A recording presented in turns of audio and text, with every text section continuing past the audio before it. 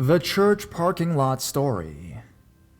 I have a lot of creepy and weird stories, but this is by far my friend's favorite and the most legit creepy thing I can think of that's happened to me.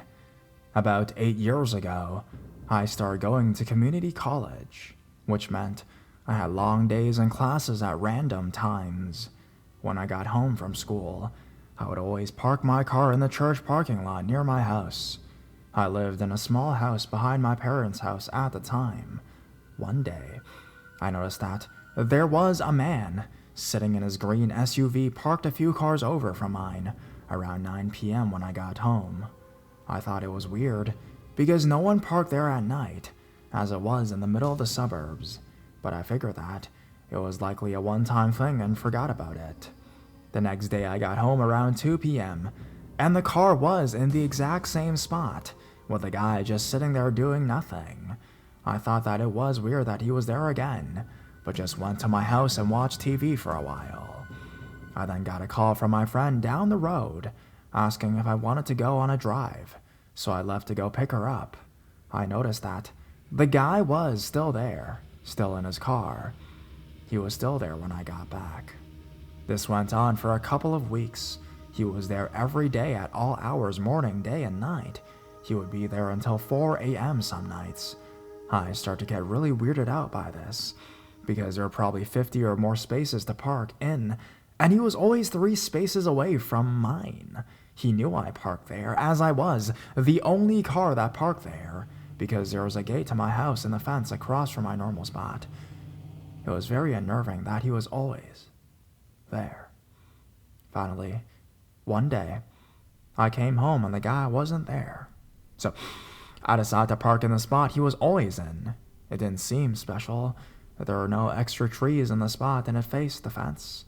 There were hills on the other side, which was much prettier and more scenic to look at, I guess. Once I parked, I stayed for a few minutes and called one of my friends.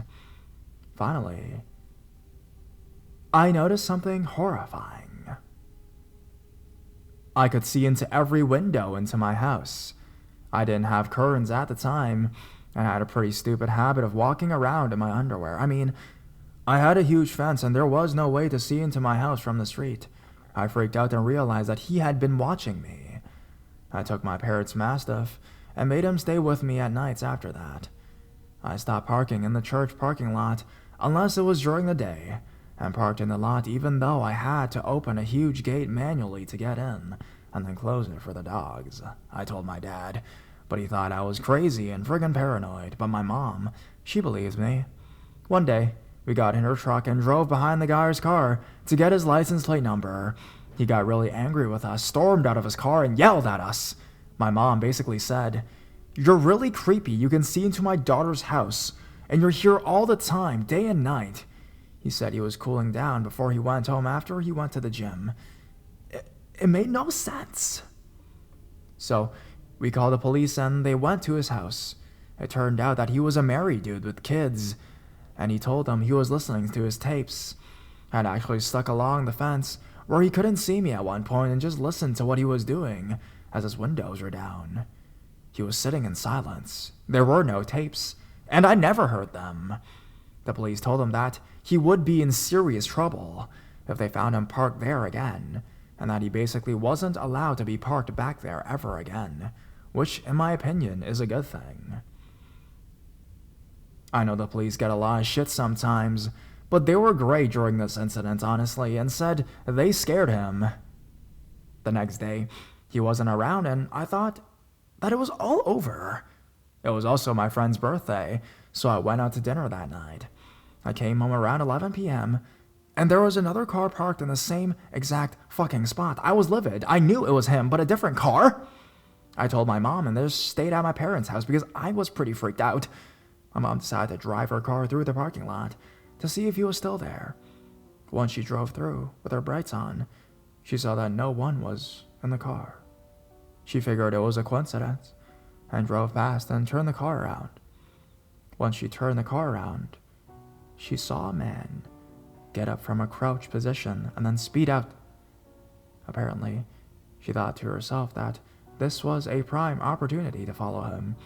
He was going 70 miles per hour on a residential road and went through a few different streets trying to lose my mom. Finally, he went to the main road and there was a red light. My mom pulled up next to him, and he pulled his sweatshirt over his face and covered himself with his arm so he could not see her. He may have thought that it was my dad, who is huge and is an ex-NFL player and is very intimidating looking.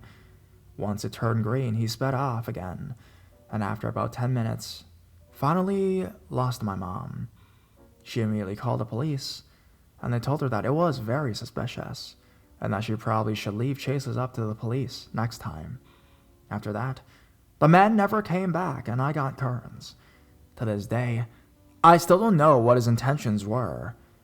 I had a huge-ass 170-pound mastiff who was friendly to most people but very protective of me, and it was really obvious to everyone. I also had a brother who was a double state championship winner hockey player and a huge dad, but the only one who intimidated him was my mom. So, creepy-ass church parking lot man, let's not meet again.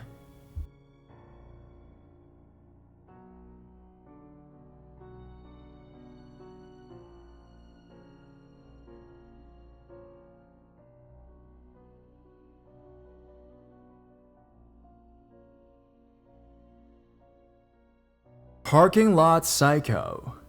Okay, so this event only occurred really recently, and I still can't believe it happened. So I live in Sydney, Australia, and I'm very used to the occasional insane or creepy person on the streets, bus, etc. I know how to deal with them and act around them most of the time. A few weeks ago, I decided to go shopping in a big shopping center known as Westfields, in Oz. I'm not sure what they're called elsewhere. They're always busy and it's hard to find parking, but I managed to get a great spot in the parking lot, on the level where you can enter the center. I shopped and everything was all good. I had some lunch, bought some groceries and a new dress. I exited the shopping center and started walking towards my car. There weren't any people in the parking lot, but a few cars were trying to find a spot. Nothing out of the ordinary. I then noticed a lady walking in the other lane next to me. She had tangled, matted, and thinning hair, and wasn't dressed in the nicest or newest clothes. She was talking to herself, but I didn't really think much of it, because people do that when trying to remember something or going over something. She then starts screaming. Nothing in particular, just gibberish. I look over to see what she's doing or if she's injured, but nope. She's fine, just staring directly at me and screaming. She locked eyes with me as soon as I turned to see what she was yelling about. A few seconds passed and nothing happens. She keeps screaming and screaming and screaming and keeping direct eye contact with me. Then her mouth spreads into this insanely terrifying grin. She stops screaming and starts bolting towards me. I was frozen for what felt like eternity, but was probably only 3 seconds. I hightailed it to my car, chucked my shopping on the seat next to me, cracked all my eggs, slammed the door shut just in time.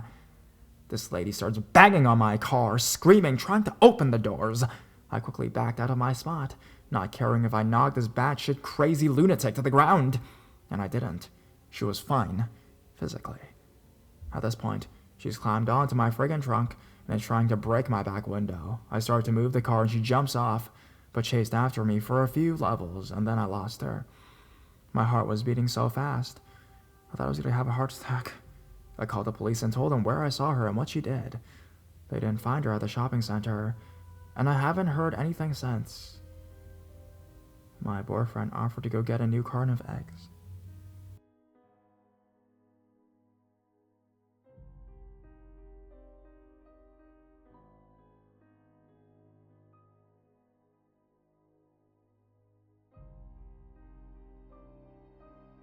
The Parking Lot Smiler. This is my first post and I am on mobile, so apologies if formatting is incorrect. I grew up in a small town in the Pacific Northwest, population around 3,000. I was around 10 years old at the time. Late one night, we were getting home from the city, and my mother needed to stop by the grocery store. Back then, it wasn't unusual for kids to be left in the car while their parents ran in. I was sitting in the back seat while the car was running, listening to the radio. The parking lot is almost deserted, and it is very dark. That's when I heard or felt my door try to open, but it was locked. I looked out the window, and there was a tall, blonde man staring back at me. I was terrified. I saw him look at the driver's door, and quickly I reached over to lock it. Manual lock's old car. Then I locked the other doors. Through the glass, he smiled the creepiest smile I'd ever seen. Almost a snarl. He said he knew my mother, and that she agreed to give him a ride home and to let him in. In all honesty, that sounded like something my mother would say. However, I yelled through the glass that I'd wait for my mom before I unlocked the door. Then he said, "Okay, but you can at least roll down the window so I can put my bags in." I saw no bags. And even at 10 years old, I wasn't stupid. I shook my head and said, "Sorry, wait for Mom." His smile turned into absolute anger. Luckily, an employee was out gathering shopping carts. Since it was such a small town, he knew my car and ran over yelling. The guy ran away really fast into the woods that were between the store and the highway. I started crying, and the employee asked if I wanted to come into the store. I was too scared, so I said I just wanted to wait for my mom. He stayed next to the car until she came out and told her what happened. They called the police and they asked me a bunch of questions, but I'd never seen the man before. I'm so thankful for the employee of the store. He probably saved my life. Guy with a creepy smile, let's not meet ever again.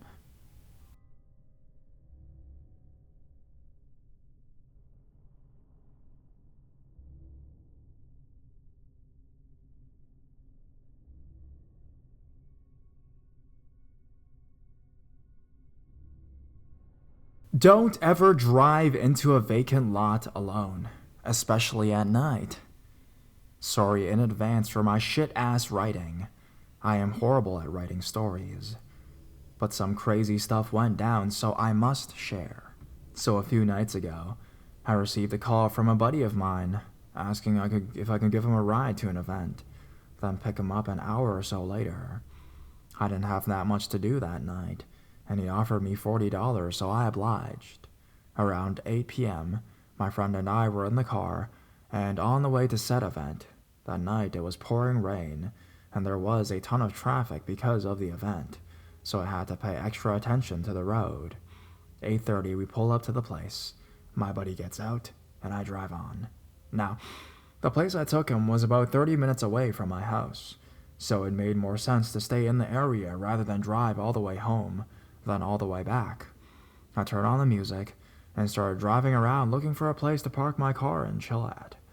I was in a brand new luxury car, which had a sweet sound system with Bluetooth that I could hook up to. I didn't want to wreck trying to connect it, so I pulled off into a vacant gas station so I could get everything connected. This is where I went wrong, because not only had I entered a vacant lot at night, but I was in a bad area, and I was all by myself. Being oblivious as I sometimes am, I didn't realize the dangerous situation I was putting myself into. So, la-di-da-da-da, I'm sitting there connecting the Bluetooth, when for whatever reason I decide to look up. As I glanced up, I see an old white BMW pull into the parking lot rather quickly, then stop in the middle of the lot, directly in front of me. 2 black males, and 1 white female. Weird. My guard is up now, but I wait to see what they do. Then all of a sudden the black dude in the passenger seat flings his door open, and I shit you not, starts running at my car. Oh shit, I thought to myself. The look this man gave me was fucking horrifying. I can only explain it as a look you would give someone that you have 100% intent to kill. My heart dropped, and so did my foot, onto the gas pedal. I pulled out of the parking lot, and into the far lane of the street. I glanced back briefly and saw that dude, and now the female too, were running towards my car, which I had stopped at the stoplight. So I hit the gas again, and get the fuck out of there, weaving through back roads, running red lights, and making my way to the highway. I'm pretty sure this group saw me sitting all alone in a gas station parking lot, in a $100,000 car, and saw me as an easy carjacking. Thank God I noticed them before they were able to pull me out of the car and do God knows what to me before pulling off in my car. For a couple minutes, I was kind of shaken up, mainly because I thought they may have tried to follow me. But then I cooled down and just learned from what happened. I also called my father and asked if he would get me a handgun. So, strangers from that closed down marathon, let's not meet again.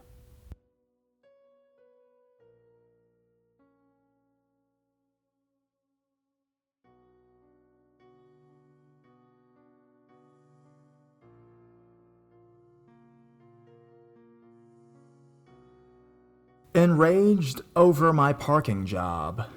Aw man, I need to vent something out. Thanks to anyone who reads it. A couple months ago, I, 21-year-old female, was visiting a family member named TJ in Thailand. One way or another, I got stuck helping TJ return a car back to his friend's apartment. TJ would drive me to the car. I would drive the car back to his friend's place. TJ would pick me up. We would drop the key off and return home. The friend's car is in a tiny old stick shift that gets real willy when stopping and going. I took note when he said increase your stopping distance. I parked with about 6 feet between my front bumper and the other car. I didn't notice the gap until I got out of the car. I debated starting her back up and rolling in a few more feet, but the back end was farther in than the surrounding cars. I'm not too picky when I run favors for strangers. Not the prettiest parking job, but definitely not going to inconvenience anyone. Or so I thought. Immediately, a big, screaming, sunburned middle-aged Taurus with ridiculous sunglasses, a gold chain necklace, cut-off sleeves, and matching wife pull up in a huge-ass black truck, blasting radio commercials. This is how the conversation went. "Hey, little girl, you need to pull your car in farther." What's the issue? There's a huge fucking gap between you and the other car. You blind? You're just retarded. It's not like I'm sticking out or taking up any space outside my spot. There's no problem with my park. TJ is nowhere to be seen, and I'll never forget what this mentally unstable freak said next. "Yeah. Well, you're causing a problem for me and my wife. We're just trying to enjoy our vacation, and you're fucking ruining it. Because you don't know how to fucking drive. Just fucking shut up and pull your fucking car up, your fucking smart mouth little bitch. Fucking entitled little Asian sluts shouldn't be allowed to fucking drive. Just how old are you anyways, you fucking whore? What, you taking an ass for a 300 baht? You fucking herpes-infested gutter slut? So don't act like you're above me. Do you have any idea who you're fucking talking to? Come here right fucking now. I'll show you who's fucking in charge here." Then, he got out of the car and started marching towards me. Maybe it was a simple display of intimidation, or he only wanted to take a couple steps outside his car to scare me off. Maybe he wanted to put his finger in my face and cuss me out. Maybe he thought I was a sex worker who he was going to kidnap, beat, and rape without consequence. Whatever the logic, I booked it inside and up the stairs. He followed. He caught my dress and my flip-flops broke at the same time. Luckily, he did not have a good grip and I didn't trip. I kept running. He eventually stopped chasing. I ran through the building, down a different set of stairs, and out a door to a different parking lot. TJ, he was waiting in a different lot. I banged on the window with a panicked expression and he let me in. "I'm in immediate danger and you need to drive." He did as requested, and after a few blocks, he called the cops. They came, I gave a statement. I didn't have a plate number, asshole got away.